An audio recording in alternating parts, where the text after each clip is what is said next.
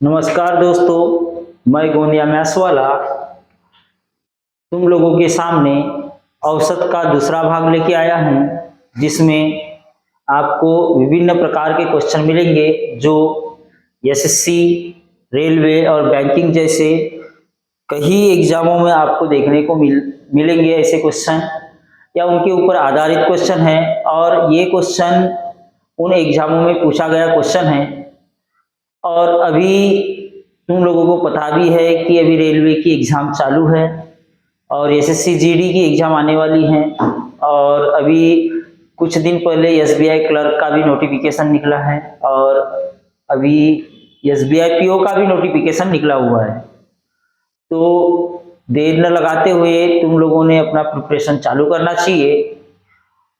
और मैं सजेस्ट करना चाहूँगा कि जो एसबीआई क्लर्क या एसबीआई पीओ के जो एक्सपेरेंट है यानी कि स्टूडेंट है, उन लोगों ने डेली बेसिस पे एक टेस्ट लगाना चाहिए। स्पीड टेस्ट लगाना जरूरी है, मॉक टेस्ट लगाना जरूरी है।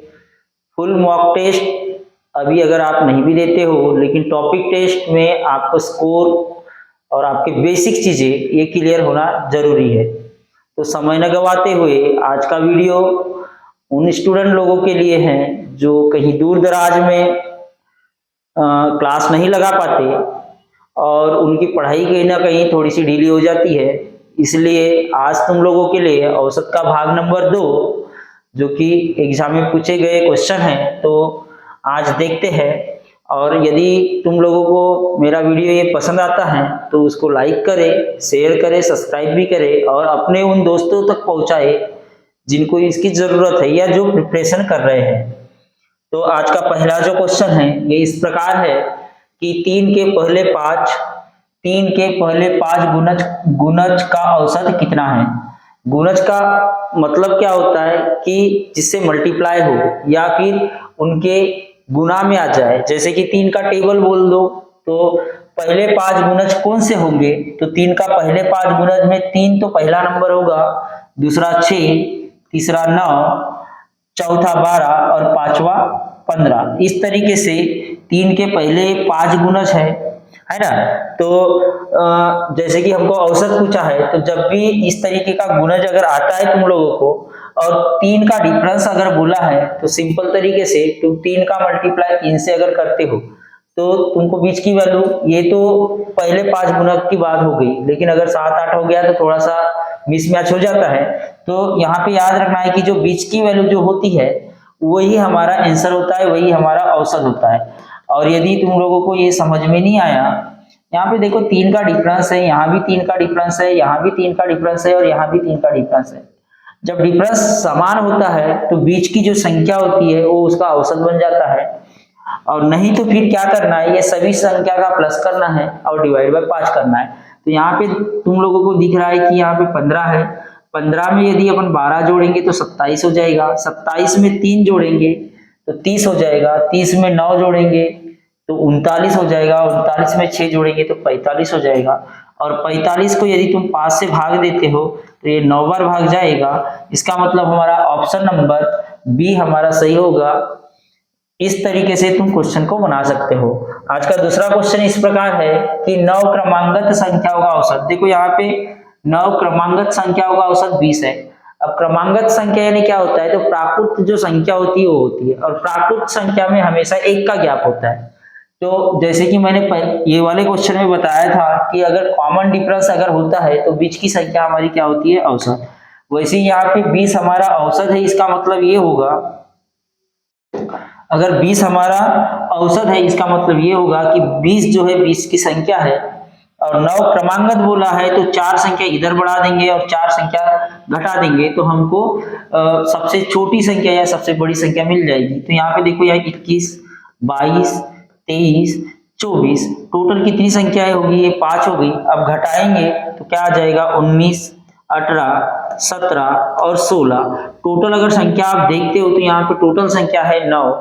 इसका मतलब सबसे छोटी संख्या अगर पूछा है तो 16 हमारा आंसर होगा। अगर बड़ी संख्या पूछा होता तो 24 आता और कभी कभी तुमको पूछ लेता है कि बड़ी संख्या और छोटी संख्या के बीच का फर्क क्या होगा, तो यहाँ से अगर माइनस करेंगे तो कितना आ जाएगा, 8 आ जाएगा। तो इस तरीके से तुम क्वेश्चन को सॉल्व कर सकते हो, यानी हमारा ऑप्शन नंबर तीसरा ए करेक्ट हो जाएगा जो कि 16 है। उसके बाद में नेक्स्ट क्वेश्चन है, बोला है कि पहली तीन संख्याओं का औसत। अब पहली तीन संख्याओं का औसत क्या होगा, तो पहली तीन संख्या को मैं मान लेता हूं कि a प्लस बी प्लस सी है, बराबर। चौथी संख्या का दोगुना है और चौथी संख्या का इसका औसत बोला है, तो तीन संख्या का औसत कैसे निकालते हैं, तो तीन संख्याओं के योग को अगर कुल संख्या से भाग देते हैं तो औसत मिलता है। और बोला है कि चौथी संख्या का दोगुना है, इसका मतलब ये 2d हो जाएगा। चौथी संख्या को अगर d मानते हैं तो ये कितना हो जाएगा, तो ये 2d हो जाएगा। यानी मैं ये बोल सकता हूं कि a प्लस बी प्लस सी ये तीन संख्याओं का योग कितना होगा, तो 6d के बराबर होगा, बराबर। अब उसमें उसके बाद क्या बोला है, यदि उन सभी चारों संख्याओं का औसत 12 दिया है। अब सभी चारों संख्याओं का अगर औसत की बात करते हैं तो सिंपल, अगर यहाँ पे अगर तुम देख रहे हो तो हम यहाँ पे एक क्या कर सकते हैं, ये सभी संख्याओं का यदि अपन निकालते हैं औसत जो कि 12 दिया है, तो 12 48 हो जाएगा। ये चार संख्याओं का औसत है 48, हमको निकालना है क्या, तो चौथी संख्या हमको निकालना है। सिंपल लॉजिक में यदि आप समझोगे तो ये चार संख्याओं को यदि मैं प्लस कर दूं, कौन सी, तो ये तीन संख्या है और चौथी संख्या कौन सी हो जाएगी, तो डी हो जाएगी। तो चार संख्याओं का औसत हमको दिया है, तीन संख्या का हमको योग दिया है 6d, और चौथी संख्या कौन सी है, तो डी है। और इन दोनों का यानी चारों का टोटल कितना हो गया, तो 48 हो गया। तो 6d में 1d मिलाएंगे तो कितना हो जाएगा, 7d हो जाएगा, यानी बराबर 48, यानी कि d की वैल्यू कितनी हो जाएगी, 48 डिवाइड बाय 7, जो कि हमारा ऑप्शन नंबर दूसरा करेक्ट होगा।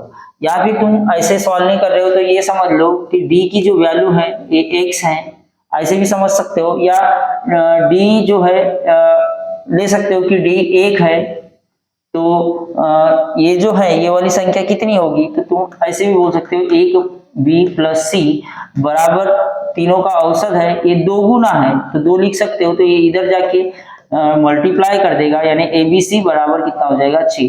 तो मैं ये बोल सकता हूँ कि यहाँ पर abc तीन संख्या का जो योग है वो 6 होगा और d का कितना हो जाएगा, 1 हो जाएगा।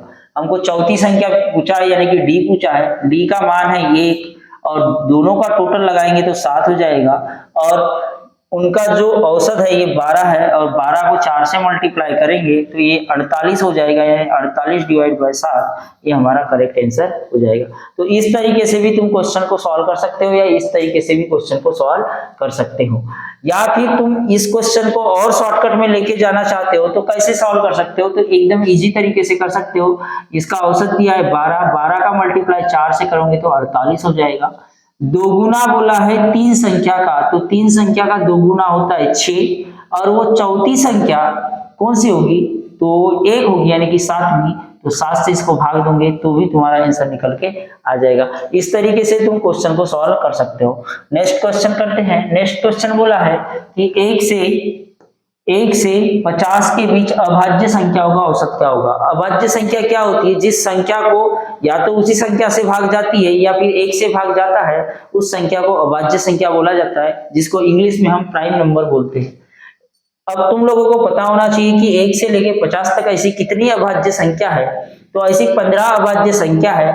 अगर मैं बताना चाहूँ कि कौन सी है, तो एक है, पहली है 2, फिर 3, फिर 5, फिर 7, फिर 11, फिर 13, फिर 17, फिर 23, 29, उसके बाद 31, उसके बाद 37, फिर उसके बाद में 41, 43 और फिर 47। ऐसे टोटल मिला के ये अभाज्य संख्या है। टोटल कितनी अभाज्य संख्या है, तो टोटल 15 अभाज्य संख्या है। इन सभी का योग करेंगे और योग को टोटल संख्या से भाग देंगे तो हमको क्या मिलेगा, तो हमको औसत मिलेगा। तो 2 में 3 जोड़ देंगे तो 5 हो जाएगा, 5 में 5 जोड़ेंगे तो 10 हो जाएगा, 10 में 7 जोड़ेंगे 17 हो जाएगा, 17 में 11 जोड़ेंगे 28 हो जाएगा, 28 में 13 जोड़ेंगे तो 41 हो जाएगा, 41 में 11 जोड़ेंगे 17 जोड़ेंगे तो 58 हो जाएगा, 58 में 23 जोड़ेंगे तो 71 हो जाएगा, और 71 में 29 जोड़ेंगे तो टोटल 100 हो जाएंगे, और 100 में अगर 31 जोड़ते हैं तो 131 हो जाएगा, 131 में 37 जोड़ते हैं तो 168 हो जाएगा, 168 में 41 जोड़ते हैं तो 209 हो जाएगा, 209 में अगर 43 जोड़ते हो तो 252 हो जाएगा। सॉरी, टोटल गलत हो गया शायद, 2 में 3 जोड़ेंगे तो 5, 5 और 5 10, 10 और 7 17, 17 और ये 28, 28 और ये हो जाएगा 41, 41 और 17 हो जाएगा 58, 58 और 23 हो जाएगा 28, 58 और 23 हो जाएगा 71, ये हो जाएगा 100।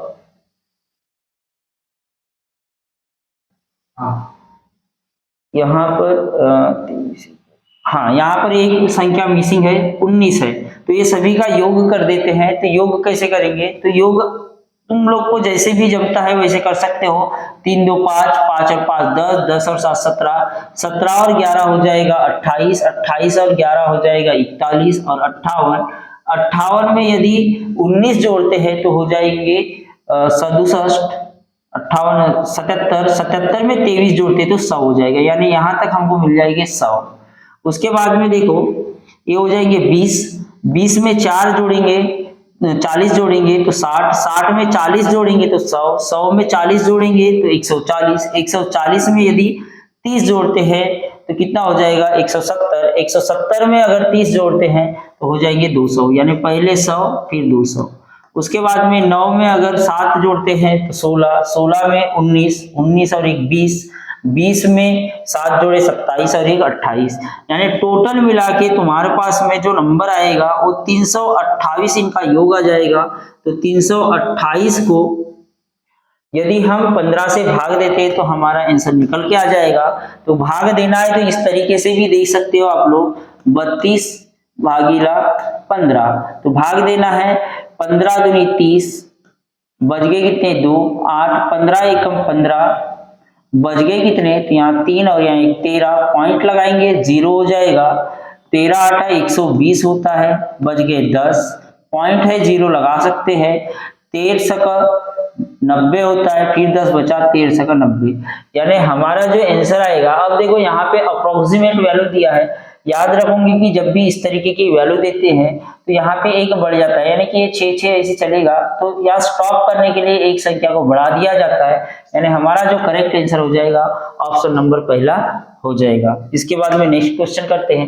नेक्स्ट क्वेश्चन इस प्रकार है कि यदि क ख ग के दैनिक मजदूरी का औसत 120 रुपए है, यदि ख ग से 40 रुपए अधिक कमाता है तथा क ख से दोगुना कमाता है तो क की मजदूरी क्या है। देखो सिंपल तरीके में हमको बोला है कि यहाँ पे क एक है, ख करके एक व्यक्ति है और ग करके एक व्यक्ति है, ये तीनों की हमको औसत मजदूरी दी गई है कितनी 120।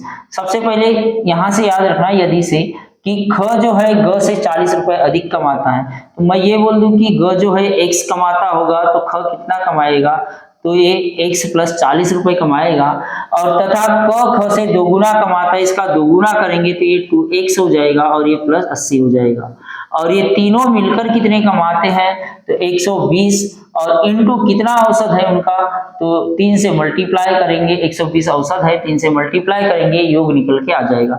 योग के लिए यहाँ पे प्लस किए हैं, अब सभी का प्लस कर देंगे तो ये हो जाएगा 2x 3x और ये 4x हो जाएगा, प्लस इन दोनों का 120 हो जाएगा, बराबर इनका मल्टीप्लाई करेंगे तो 360 हो जाएगा। ओके, ये 120 उधर जाके माइनस हो जाएगा, यानी 4x बराबर 360 में से 120 चले गए तो 4x बराबर 240 हो जाएगा, यानी x का मान कितना आ जाएगा, तो बेटा 60 आ जाएगा। अब हमको पूछा क्या है कि क की दैनिक मजदूरी कितनी है, और यहाँ पे क की मजदूरी ये दिख रही है, तो 60 दूनी कितना हो जाएगा, तो 120 हो जाएगा, और प्लस 80 अगर प्लस करेंगे तो 200 हो जाएगा, जो कि हमारा ऑप्शन नंबर फर्स्ट में दिया गया है। तो इस तरीके के क्वेश्चन तुम लोगों को इजीली पूछा जाता है ना। तो बैंकिंग जैसे क्वेश्चन यानी एसएससी जैसे एग्जामों में उसके बाद दिया है एक्स और वाई की मासिक एक्स और वाई की मासिक आय 5500, तो एक्स प्लस वाई लिख देंगे 5050। फिर वाई और जेड का दिया है, कितना दिया है 6252। उसके बाद में एक्स और जेड का दिया है कितना 5200। देखो यहाँ पे हमको x की पूछा है, सिंपल तरीके में x की अगर निकालना है तो जहां पे x दिया है उनका प्लस कर देंगे। ये दो जगह पे x दिया है यानी कि यहाँ पे और यहाँ पे, और जहां पे x नहीं दिया है उसको माइनस कर देंगे, आंसर निकल के आ जाएगा। तो यहाँ पे 0 में 0 जोड़ेंगे तो 0 हो जाएगा, फिर 5 में 0 जोड़ेंगे तो 5 हो जाएगा, 0 में 2 जोड़ेंगे तो 2 हो जाएगा, और 5 में 5 जोड़ेंगे तो 10 हो जाएगा। उसके बाद में ये नंबर को माइनस कर देना है, यानी 6250। तो ये आ जाएगा 0 0 0 और 10 में से 6 गए तो 4, यानी 4000 हमारा करेक्ट आंसर हो जाएगा। ये इजी क्वेश्चन था। उसके बाद में 50 प्रेक्षणों का माध्य, ये देखो ये माध्य वाला है। पिछले बार भी हमने पिछले वीडियो में माध्य का मतलब बताया था कि पिछले वीडियो में माध्य का मतलब औसत होता है। तब 50 प्रेक्षणों का माध्य 36 है। बाद में यह पता चला कि प्रेक्षणों में 48 को गलती से 23 लिया गया, यानी कि 48 लेना था लेकिन गलती से 23 लिया गया। अब तुम लोगों को भी समझ में आ रहा होगा कि 48 था 23 लिया गया, इसका मतलब संख्या क्या होनी चाहिए कि बढ़ना चाहिए था। तो इजी तरीके से बनाएंगे, तो यहाँ पे 50 × 36 कर देंगे, प्लस करेंगे 48 और उसके बाद माइनस करेंगे 23। बस इसको सॉल्व करेंगे। अब इसको अपन भाग देंगे कितने से, 50 से, तो हमारा करेक्ट आंसर निकल के आ जाएगा। तो इन दोनों का मल्टीप्लाई यदि करते हैं तो ये हो जाएगा 1800। उसके बाद में प्लस 48 करेंगे, माइनस 23 करेंगे और 50 से भाग दे देंगे। तो यहाँ पे 48 में से यदि 23 जाता है तो 25 बचेगा, 25 को यहाँ पे जोड़ देना है, यानी कि 1825 हो जाएगा और डिवाइड बाय 50 हो जाएगा। 5 से 10 बार कटेगा, ये 5 से कटेगा 3 बार, 3 बच जाएंगे। फिर 5 से 6 बार कटेगा, 2 बचेगा, 5 से 5 बार कटेगा, कुछ नहीं बचेगा, और 1 के बाद पॉइंट शिफ्टिंग कर देंगे, यानी 36.5 हमारा सी करेक्ट ऑप्शन हो जाएगा। इस तरीके का क्वेश्चन तुम लोगों को पूछा जाता है। नेक्स्ट क्वेश्चन क्या लिखा है कि किसी वर्ष में एक व्यक्ति की मासिक औसत आय 3400 रुपए है। पहले 8 महीने की औसत आय 3160 रुपए तथा अंतिम 5 महीनों की औसत आय 4120 रुपए है। इस वर्ष 8वें महीने की आय कितनी है? तो ये हमने क्वेश्चन पिछले वीडियो में भी इस प्रकार के क्वेश्चन किए हैं कि 3400 रुपए कितने महीनों का है, तो 12 महीनों का है। तो इनका पहले टोटल योग निकाल लेते हैं। तो 0 0 12 4 48 के 8 बज गए, 4 12 3 36 और 4 हो जाएगा 40, यानी कि 40,080 रुपए है। पहले 8 महीने की कितनी है, तो 3160 है। कितने महीने की है? ये 8 महीने की। इनका भी योग निकाल लेते हैं, तो ये 0 हो जाएगा। ये 8 से कम 48, 4 बच जाएंगे, 4 1 4 और 8 12 हो जाएगा, 1 बचेगा, 24 और 1 25 हो जाएगा। उसके बाद में अंतिम 5 महीनों का दिया है 4120, ये 5 महीनों का दिया है। 0 हो जाएगा, 5 दूनी 2 हो जाए 10 हो जाएगा, बचेगा 1, 5 1 5 और 1 6 हो जाएगा, और ये हो जाएगा 20।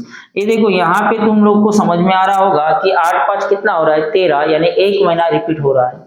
इसका मतलब इन दोनों का अपन टोटल लगाएंगे और ये वाली संख्या को यहाँ से माइनस कर देंगे, तो हमारा करेक्ट आंसर निकल के आ जाएगा। तो इन दोनों का टोटल लगा लेते हैं, तो ये हो जाएगा 0, ये हो जाएगा 8, ये हो जाएगा 8, ये हो जाएगा 5 और ये हो जाएगा 45,880 रुपए।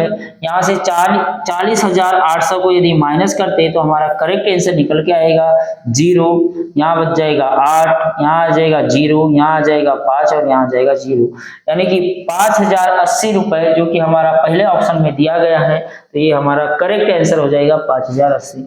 इस तरीके के क्वेश्चन तुम लोगों को पूछा जाता है। उसके बाद में लिखा है 4 भाइयों का औसत उम्र 12 वर्ष है। यदि उनकी उम्रों में उनकी माँ की उम्र शामिल कर ली जाए तो कुल औसत 5 वर्ष से बढ़ जाएगा। पिछले वीडियो का क्वेश्चन है ये, पिछले बार जैसे दिया था वैसे ही है कि 4 भाई है, 4 भाई का औसत उम्र 12 है, यानी कि 12 48 साल की उम्र है चारों भाइयों की। माँ की उम्र को शामिल किया जाए, पहले 4 व्यक्ति थे, माँ की उम्र माँ को अगर सम्मिलित कर लिए तो 5 व्यक्ति हो जाएंगे, और जो उनका औसत है वो कितने से बढ़ जाएगा, तो 5 से, यानी कि 17 हो जाएगा। 17 5 85 होता है। इन दोनों का फर्क निकालेंगे, माँ की उम्र निकल के आ जाएगी। तो 85 में से 48 को माइनस करते हैं तो यहाँ 7 आएगा और यहाँ पे आएगा 3, यानी कि 37 साल की कौन है, हमारी प्यारी माँ है। है ना। तो इस प्रकार से तुमको क्वेश्चन का आंसर निकालना है। उसके बाद में बोला है कि एक बल्लेबाज 19 पारियों के लिए रनों का एक निश्चित औसत है। 20वीं पारी में वह 100 रनों का स्कोर बनाता है। उनका औसत 2 और बढ़ जाता है तो 20वीं पारियों का औसत ज्ञात करें। बहुत इजी तरीके से सॉल्व करना है। कैसे करना है, 20वीं पारी लिखना है यहाँ पर, यहाँ 19वीं पारी लिखना है। ओके, उसके बाद में औसत कितने से बढ़ रहा है, तो 2 से बढ़ रहा है। औसत कितने से बढ़ रहा है, 2 से बढ़ रहा है। और हमको निकालना किसका है, 20वीं पारी का निकालना है। बस यहाँ तक की प्रोसेस अगर आपको समझ में आ रही है तो आप इजीली इस क्वेश्चन को बना सकते हो। कैसे बनाना है हमेशा याद रखोगे कि 20वीं और 19वीं पारी में हमेशा 1 का फर्क होना चाहिए। कितने का फर्क होना चाहिए, 1 का। उसके बाद में याद रखना है कि यदि 20वीं पारी में अगर औसत बढ़ता है तो मल्टीप्लाई करेंगे, नहीं भी बढ़ता है तो भी मल्टीप्लाई करेंगे। लेकिन याद रखना है कि अगर बढ़ रहा है तो मल्टीप्लाई करेंगे तो 40 हो जाएगा। हमेशा याद रखोगे कि जितने रन है उसमें से 40 को माइनस कर दोगे तो तुमको 19वीं पारी का स्कोर मिल जाएगा। यानी कि 60 हमारा 19वीं पारी का स्कोर है। और यहाँ पे अगर हमको 20वीं का पूछा है तो 2 से बढ़ रहा है, इसलिए यहाँ 2 करेंगे तो 62 हमारा करेक्ट आंसर हो जाएगा। या इसको कॉन्सेप्ट से अगर समझना चाहोगे तो कैसे कर सकते हैं कि 19 पारी का जो स्कोर है वो 1 है, यानी कि 19 1 हो जाएगा। तो 20वीं पारी का कितना है, तो सर 20वीं पारी में 2 से औसत बढ़ गया तो इनका मल्टीप्लाई करेंगे तो ये हो जाएगा 20x प्लस 40। लेकिन उसने बोला है कि उसने 20वीं पारी में 100 रन बनाया है, इसका मतलब ये पूरे 20 पारी का है और ये 19 पारी का। याद रखोगे 20वीं पारी नहीं है, ये 20 पारी का है और ये 19 पारी का है। अगर 20 पारी में से 19 पारी को अगर मैं घटा दूं तो मेरे को 20वीं पारी का रन मिल जाएगा। इसका मतलब 20x प्लस 40 माइनस 19x करेंगे बराबर हमको 100 मिलेगा। तो 20x में से 19x अगर माइनस करते हैं तो x बचेगा, ये 40 उधर जाके माइनस हो जाएगा यानी कि 60 बचेगा। यानी ये x की वैल्यू क्या आई है, तो x की 19वीं पारी का औसत आया है। इसमें यदि इसमें 2 जोड़ेंगे तो 62 हमारा करेक्ट आंसर हो जाएगा, जो कि ऑप्शन नंबर सी में दिया गया है। इस प्रकार से तुम लोग क्वेश्चन को इजीली सॉल्व कर सकते हो। नेक्स्ट क्वेश्चन इस प्रकार है कि रमेश ने अपनी 13 पारी में 51 रन के औसत से रन बनाए, 14वीं पारी में उसने 149 रन बनाए, तो उसका औसत अब क्या होगा। देखो यहाँ पे उसने 51 रन बनाया, कितनी पारी में, 13, यानी कि औसत। इस तरीके से बना लो आप कि उसने टोटल पारी कितना खेला है 13 और उसका औसत कितना है 51 का। यहाँ पर 13 हो जाएगा, बच गया 1, 13 5 65 और 1 66 हो जाएगा। यानी उसने पूरे 13 पारी में 51 के औसत से कितने रन बनाए, तो 663 रन बनाए। और उसने 14वीं पारी जब खेला तो उसने कितने रन बनाए, तो 159 रन बनाए, यानी कि 150 रन को 1 कम बनाए। यदि हमको बोला है कि अब उसका औसत कितना है, यानी कि 14 पारी में उसका औसत कितना है, तो ये 13 पारी और ये 1 पारी है, तो 1 पारी को भी जोड़ देंगे तो टोटल कितनी पारी निकलेगी, तो 14 पारी निकलेगी। और 14 पारी में उसका कुल रन कितना होगा, तो कुल रन होगा उसका 812 को 14 से अगर अपन भाग देंगे तो उसका कुल औसत निकल के आ जाएगा। तो 812 डिवाइड बाय 14 करते हैं तो ये 14 पंचे 70 होता है। बच गए कितने, 11 बच गए, यहाँ पे 2 लगाएंगे और 14 पंचे, सॉरी यहाँ पे 7 लिख दिया, 14 पंचे 70 होता है, 112 बचा, 14 का टेबल 8 बार बोलेंगे तो 112 निकल के आएगा। यानी हमारा करेक्ट आंसर हो जाएगा ऑप्शन नंबर बी। इस प्रकार ये लास्ट क्वेश्चन है इस वीडियो का। और आप लोगों को अगर वीडियो अच्छा लगता है तो लाइक करें, शेयर करें, सब्सक्राइब करें। और हमारा भी कॉन्फिडेंस बढ़ेगा यदि आप लोग कमेंट वगैरह अगर तुमको पसंद आता है तो ये बताइए कि हमको और भी वीडियो चाहिए। ऐसे वीडियो हम आपके लिए लाते जाएंगे ताकि आप लोगों का मैथ्स बेहतर बन सके।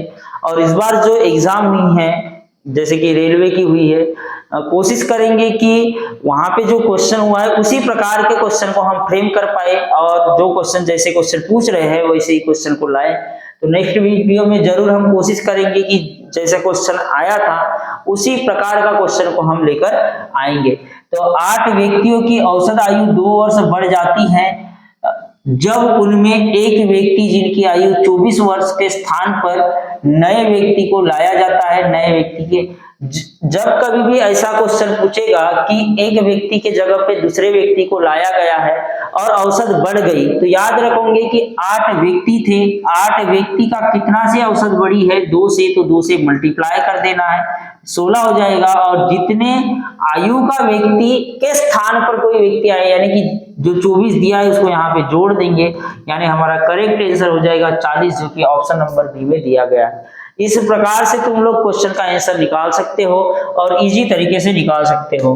तो ये हमारा लास्ट क्वेश्चन था, और आपको यदि हमारा ये वीडियो पसंद आया हो तो एक बार फिर से आप लोगों से रिक्वेस्ट है कि आप इसको लाइक करें, शेयर करें और सब्सक्राइब करना बिल्कुल ना भूलें, और बेल आइकन को तो बिल्कुल दबा के ही रखें। क्यों? क्योंकि जब भी हमारा वीडियो बनता है तो सबसे पहले आपके YouTube चैनल पे नोटिफिकेशन मिले। और हमारा एक और पेज है जो कि टेलीग्राम पर है, जिसका नाम है गोंदिया मैथ्स वाला करके। इस पेज को ज्वाइन जरूर करें या फिर इस टेलीग्राम को जरूर ज्वाइन करें। क्यों? क्योंकि आज जो हमने वीडियो बनाया है उसका PDF आपको वहां पे मिलेगा, तो आप जरूर से इसको ज्वाइन करेंगे। और आपको फिर से मैं एक बार बता दे रहा हूं कि रेलवे की भर्ती अभी चालू है, NTPC की भर्ती आने वाली है, और SSC GD की बहुत ही अच्छी जगह है, बेहतर जगह है। तो आप उसमें अपना सफलतापूर्वक नाम दर्ज करवाएंगे, यही उम्मीद के साथ में आज का वीडियो समाप्त होता है। जय हिंद, जय भारत।